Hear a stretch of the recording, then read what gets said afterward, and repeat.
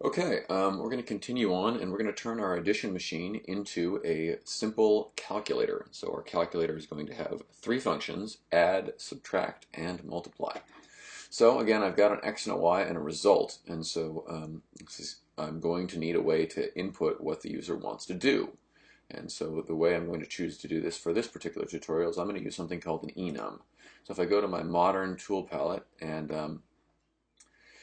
I'm going to hunt down my rings and enums palette, and I'm going to drop down something called an enum, and I'm going to rename this enum operation.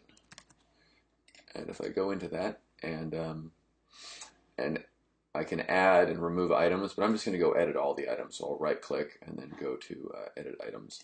Labview has a lot of functionality in the right click menu, and so I will create an item called add. I will create an item called subtract, and I will create an item called multiply.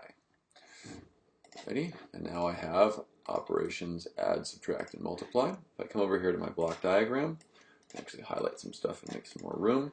I'm going to need a way to now when I add, I'm going to want to make sure that I use the addition operation, and then same thing for subtract and multiply. And so sure enough, I can go and I can again come into my programming tool palette, and in numeric I've got a bunch of other options. So I can push the pin and keep these down, keep this around for a minute. I can pull out multiply and subtract because I know I'm going to need those.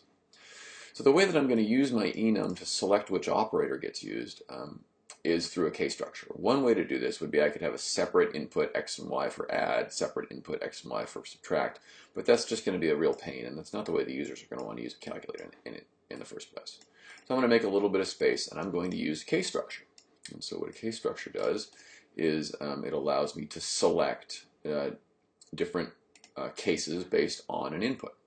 And so if I go into programming structures, and sure enough, toward the top here we have something called case structure. So I'm going to select that, and I'm going to drag it over just the plus.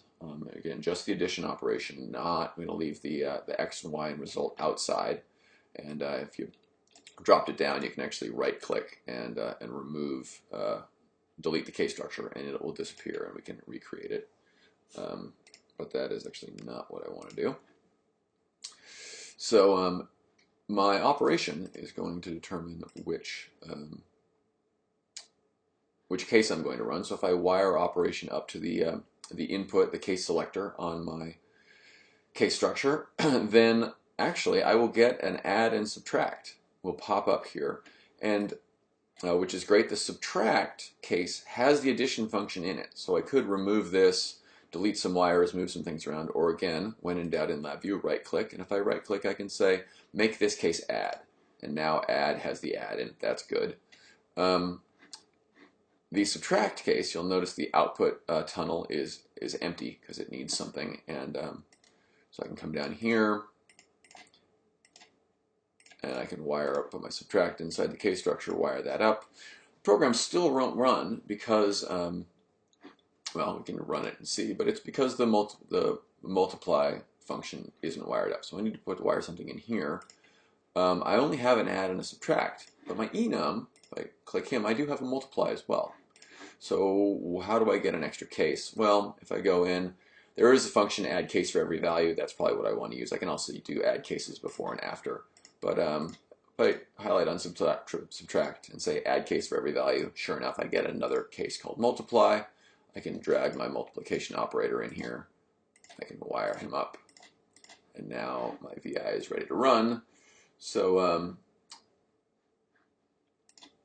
4 plus 5 is 9. Again, if I have to click run every time, if I don't want to do that, I can just click run continuously. Now it'll run all the time. So there's addition is working. How about subtraction? Minus 1, minus 2, minus 3. And multiplication, 28, 21, 14. So my calculator, very simple calculator, seems to be working just fine. So that's a tutorial that gets us into some simple numerics, case structures, and using enums.